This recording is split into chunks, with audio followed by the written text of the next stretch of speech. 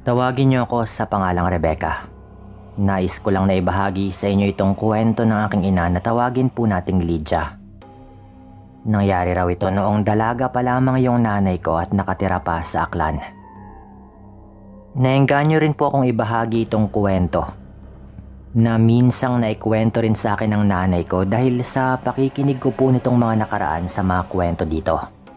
Pagpasensyahan na po ninyo kung medyo hindi gaanong maganda yung paraan ko ng pagkakakwento. Basta't ginawa ko naman po yung makakaya ko upang isulat at ipadala ito sa inyong channel. Ayon kay nanay, simula sa edad na 10 taong gulang pa lamang ay naging magkaibigan na raw sila ni Aling Malu. Lumipat kasi noon sa kanilang baryo ang pamilya ni Aling Malu at nataong malapit lamang yung bahay ng mga ito sa bahay ni nanay. Kaya umusbong nga kaagad ang maganda nilang samahan. Halos tinuring na nga nilang magkapatid yung isa't isa. Lalo na si Aling Malu na nag-iisang anak lang ng kanyang mga magulang. Naging maganda noon ang kanilang samahan at naging kasanggana nga nila yung isa't isa, lalo na pagdating sa mga problema. Hanggang sa magdalaga na nga sila noon. Dahil sa hirap ng buhay, nagtrabaho sa ibang probinsya si Aling Malu para makatulong sa kanyang mga magulang. Lumipas daw yung mga taon at walang naging komunikasyon si nanay at Aling Malu. Pero makaraan daw yung mga ilang taon, biglang umuwi sa kanilang probinsya si Aling Malu. Masaya naman daw yung nanay ko noon dahil makikita nga niya ulit ang kanyang kaibigan. Pinuntahan pa nga ito ni nanay sa kanilang bahay pagkarating nito. Nagkita nga silang dalawa at nagkamustahan. Noon nga ay napag-alaman ni nanay yung dahilan kung bakit umuwi sa kanilang probinsya ang kanyang kaibigan. Plano na kasi naming magpakasal ni Joaquin. Sabi daw ni Aling Malu sa nanay ko habang pinapakilala niya rito ang kanyang nobyo. Nagulat yung nanay ko dahil sa sinabi ni Aling Malu. Ngunit nakaramdam naman siya ng saya dahil magkakaroon na nga ng asawa yung kanyang kaibigan. Habang wala si Joaquin noon, naisip ni nanay na tanungin si Aling Malu tungkol doon sa lalaking yon. Hindi naman nagdalawang isip yung kanyang kaibigan na ikuwento sa aking ina kung paano nga sila nagkakilala ng kanyang nobyo. Ayon daw kay Aling Malu, nasa 10 buwan pa lamang silang magkarelasyon ni Joaquin at mag-iisang taon nang magkakilala. Tinanong pa ni nanay ang kanyang kaibigan kung sigurado na nga ba ito sa pagpapakasal sa lalaki. At walang pag-aalinlangang sinagot naman daw yun ni Aling Malu na talagang buo na nga yung kanyang desisyon. Kilalang kilala mo na ba yung lalaking pakakasalan mo? Alam mo ba yung pinanggalingan ng pamilya nito? Tanong pa raw ni nanay. At tila nakaramdam daw ng inis si Aling Malu kay nanay. Dahil nga sa mga naging tanong nito. Ngunit kahit na ganoon, ay sinagot pa rin daw siya ng kanyang kaibigan. Nakilalang kilala na nga niya yung lalaki. Tanging pagtango na lamang daw yung naitugon ng aking ina. At hindi na nga ito nagsalita pa. Nagpaalam rin si nanay sa kanyang kaibigan na uuwi na muna ito. Kaya tinanguan na lamang daw siya ng kanyang kaibigan. Naglakad na palabas ng bahay ni Aling Malu noon si nanay matapos nitong magpaalam sa kanyang kaibigan. Noong naglalakad na nga siya palayo sa bahay ni Aling Malu, napalingon pa siya dahil pakiramdam niya ay may nakatingin sa kanya. Hindi nga siya nagkamali. Dahil nahuli niyang nakatingin sa kanya ang nobyo ng kanyang kaibigan mula sa bintana ng bahay ng mga ito. Ipinagtaka ni nanay noon ang ginawang pag-alis ng lalaki sa bintana matapos siyang mahuli ni nanay na nakatingin dito. Ano ba yung problema ng lalaking yon sa akin? Mukhang hindi maganda yung kutob ko sa kanya. Bulong pa nga ng nanay ko sa kanyang sarili at ipinagpatuloy yung kanyang paglalakad pauwi sa kanilang bahay. Nang mga sumunod na araw noon, hindi na muna nagpunta sa bahay ni Aling Malu si nanay. Hindi niya alam pero Kakaiba talaga yung kanyang kutob sa nobyo ng kanyang kaibigan. Lumipas naman ang mga araw noon. Palapit din ng palapit ang nakatakdang araw na ikakasal na nga itong si Aling Malu sa kanyang nobyo. Subalit simula ng araw na dumating sina Aling Malu kasama si Joaquin sa baryo, tila may mga pangyayaring hindi nila inaasahan. Isang umaga raw noon, nagulantang yung mga tao sa baryo dahil sa isang nakakagimbal na pangyayari. May isang kababaryo raw kasi nila ang namatayan ng mga alagang baka sa hindi matukoy na dahilan. Ayon sa kababaryong yun ni nanay, nakita na lamang daw niyang 2 alagang baka na nakahandusay sa kulungan ng mga ito. Wala ng buhay at wakwak na raw yung tiyan at nagkalat na nga yung mga lamang loob. Dahil doon, marami tuloy sa kanilang mga kababaryo ang nagsabing marahil ay aswang daw yung may gawa ng mga pagpaslang na iyon ng kanilang mga alaga. Nakaramdam naman ng takot ang mga tao sa baryo ni nanay dahil sa bagay na iyon. Simula nga nang mangyari yon, halos lahat ng mga tao sa kanilang baryo ay takot nang lumabas ng kanilang bahay. Lalo na nga kapag malalim na yung gabi. Nag-aalala rin daw yung iba sa kanila dahil may mga alagang hayop din yung mga ito na maaring biktimahin ng aswang. Ngunit makalipas yung ilan pang mga araw ay hindi na rin naman naulit yung ganong pangyayari. Kaya naisip nilang baka hindi naman aswang yung nang bibiktima sa mga baka. At dahil doon, kahit papano ay nabawasan yung takot at pangamba ng mga tao sa kanilang baryo. Isang gabi naman noon, hindi inaasahan ni nanay ang makikita nito sa may labas ng kanilang bahay. Dahil hindi nga siya makatulog, napagpasya niyang buksan yung bintana ng kanyang kwarto. Saktong pagkabukas nga niya ng bintana, natuon kaagad ang kanyang pansin sa isang pamilyar na bulto ng tao na tila nakatayo at nagtatago sa madilim na parte ng daan. Kung hindi nagkakamali yung nanay ko, ay parang si Joaquin daw yung taong yon. Kaya ipinagtaka niya kung ano nga bang ginagawa ng lalaki roon ng mga ganong oras ng gabi. Dahil doon, ay sinarado na lang ni nanay yung bintana ng kanyang kwarto at nagpasyang lumabas na ng kanilang bahay upang puntahan at kausapin yung lalaking yon. Noong makalabas na nga si nanay, nagtaka siya dahil wala na yung lalaki sa kanyang kinaroroonan. Nagpalinga-linga pa nga yung nanay ko, ngunit talagang hindi raw niya makita yung lalaki. Napakibit balikat na lamang daw siya at bumalik na lamang sa kanilang bahay upang makatulog. Hindi na rin naman siya nahirapan pa dahil nakatulog rin daw siya pagkahiga niya sa kanyang kama. Kinaumagahan noon, nagpasya nga si nanay na puntahan sa kanilang bahay si Aling Malu.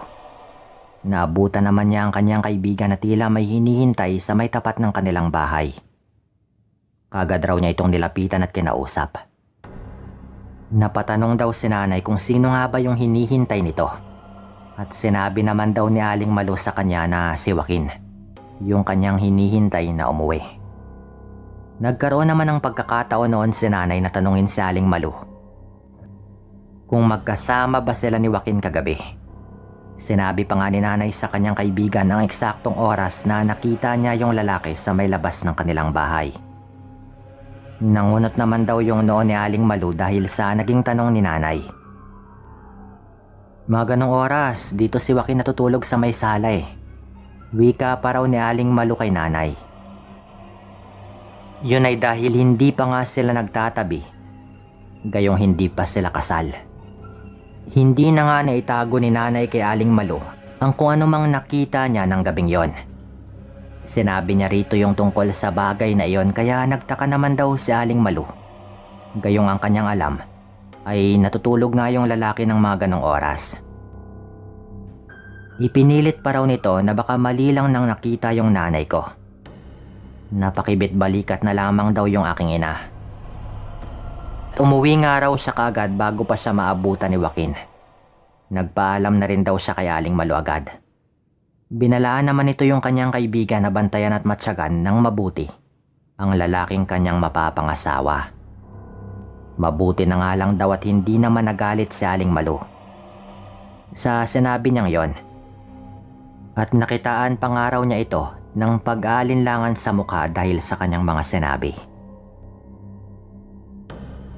Hindi alam ni nanay pero malakas yung kanyang kutob na merong kakaiba sa lalaki. Simula kasi nang dumating sa kanilang baryo kasama si Aling Malu, ay nagsimula na yung mga kakaibang nangyayari, gaya na lamang ng pagkamatay ng mga alagang hayop na winakwak na yung mga tiyan. Hanggang sa isang gabi noon, napatunayan ni nanay na may lihim ngang pagkatao si Joaquin. Nakahiga na raw noon si nanay sa kanilang kama. Ngunit hindi raw siya makatulog. Na hindi nga rin niya maintindihan pero parang meron daw na nakatingin sa kanya. Dahan-dahan siyang nagtungo sa may bintana ng kanyang kwarto at sumilip doon. Bago nga niya yon binuksan. At saktong pagkasilip raw ni nanay, ay nakita raw niya si Joaquin na nakatayo sa may labas ng kanilang bahay. Nakatingin daw ito sa kanyang bintana. At animoy naghihintay na magbukas yon. Maliwanag yung paligid noon dahil kabilugan ng buwan ng gabing yon. Sa takot daw ni nanay ay hindi nga niya itinuloy yung pagbukas sa kanilang bintana. Bagkus ay pinagmasdan na lamang daw niya mula roon yung lalaki. Walang ano-ano raw noon. Biglang naglakad papalayo yung lalaki. Napabuntong hininga naman yung nanay ko at inakala niya na umalis na rin yung lalaking yon. Ngunit ganoon na lamang yung gulat ng nanay ko nang mapansing may nakatayo pa rin doon at animoy nagtatago lamang sa dilim. Nang lumabas daw yung nakatagong yon, ay hindi makapaniwala si nanay nang makita niya ang isang maitim na nilalang na may mapupulang mga mata. Balot na balot ng makakapal na balahibo yung katawan nito at merong mahabang mga braso. Pansin din daw ni nanay yung matutulis nitong mga pangil na hindi nga nito maitago. Ganon din yung mga kuko na talagang mahaba. Napatras ng bahagya yung nanay ko noon, lalo na nga nang mapagtanto niya na papalapit sa bintana niya yung nilalang na iyon. Makalipas yung ilang sandali, nakarinig na lamang siya ng magkakasunod na pagkaluskos doon. Hindi gumawa ng ingay yung nanay ko ng mga sandaling yon. Sa takot na baka malaman ng nilalang, nagising pa siya at sirain yung kanyang bintana upang pasukin siya nito. Minatsyaga ni nanay yung kanyang paligid habang iniisip kung si Joaquin nga ba yung nilalang na iyon. Nasa ganong sitwasyon si nanay nang marinig niya ang isang pamilyar na boses. Lydia, ako ito si Malu. Tawag raw ng boses sa kanya. Inakala nga ni nanay na kaibigan nga niya yung tumatawag sa kanya. Kaya dali-dali raw siyang lumapit sa bintana at sumilip raw siya roon. Ngunit imbes na si Malu yung kanyang makita, ay sakto rin daw na sumilip din doon yung nilalang. Kaya mapulang mata daw nito yung tumambad kay nanay. Napasigaw raw agad yung nanay ko at napatras. Nawalan pa nga siya ng balanse kaya natumba raw siya ng mga sandaling yon. Magkakasunod naman noon yung pagkaluskos ng nilalang na animoy nais nga nitong sirain yung bintana ng kwarto ni nanay. Natigil na lamang yung mga pagkaluskos na iyon nang marinig marahil ng nilalang na papalapit na sa kwarto ni nanay ang kanyang mga magulang. Nang makapasok nga yung mga magulang ni nanay sa kwarto nito, kagad nilang nilapitan si nanay at tinanong, "Si Joaquin po. Aswang po si Joaquin." Wika raw agad ni nanay, sabay turo sa kanyang bintana. Binuksan naman daw yun ng kanyang ama at tinignan nga yung nasa labas nito. Narinig na lamang daw nilang napamura yung kanyang ama dahil sa nakita nitong nilalang na tumatakbo papalayo sa kanilang bahay. Hindi naman nagdalawang isip yung ama nito na sundan yung nilalang na iyon. Hindi man raw niya naabutan at nakita kung saan nga ba yung nagpunta, ay nakasalubong naman daw ng ama ni nanay si Aling Malu kasama yung mga magulang rin ito. Napatanong ang mga ito kung sino nga ba yung hinahabol ng ama ni nanay. Kaya't sinabi naman ni Lolo na aswang yung kanyang hinahabol. Hindi nga rin naitago ni Lolo at sinabi nito na si Joaquin daw yung aswang na iyon. Dahil nakita nga mismo ni nanay. Inakala naman itong magagalit yung pamilya ni Aling Malu at maging yung babae. Ngunit sa nangayunan naman daw nila ang sinabi nito na marahil ay si Joaquin nga yung aswang na iyon. Sabay na lamang daw silang bumalik sa bahay ni nanay at ikwinento na lamang daw ni Aling Malu kay nanay yung tungkol sa kanyang nadiskubre. Minatsyagan daw kasi niya yung lalaki dahil nagduda rin siya. Base nga sa mga sinabi sa kanya ni nanay. At hindi nga siya nabigo roon nang makita niya yung lalaki na lumabas sa kanilang bahay imbes na matulog. Dahil doon ay ginising nga niya ang kanyang mga magulang upang sundan yung lalaking yon. Ngunit hindi nila alam kung saan ito nagpunta. Kaya naisipan nilang tumungo rin sa bahay ni nanay. Kaya't nagkasalubong nga sila ni Lolo.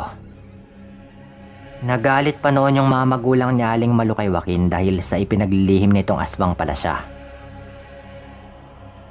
Humingi pa nga raw ng tawad si Aling Malu kay nanay.